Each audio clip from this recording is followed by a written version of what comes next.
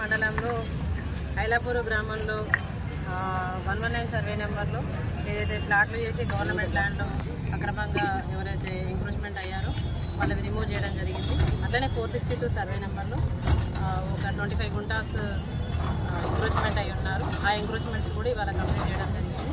ఇదంతా హైదరాబాద్ పరిధిలో జరుగుతుంది. ఈరోజు ఎన్ని నిర్మాణాలు కూల్చేశారు మేడం? ఈరోజు ఒక 10 నిర్మాణాలు అంటే ఇంకా అది complete daily routine work basis ఎవరికైనా నోటీసులు జారీ చేయడం కానీ ఆల్రెడీ ఎంక్రోచ్మెంట్లో ఉన్న వాళ్ళందరికీ నోటీసెస్ ఇష్యూ చేశాము. ఎంతమందికి ఇచ్చారు మేడం నోటీసులు? చెప్తాను. అవి ఎప్పటివరకు కూల్చేస్తాం?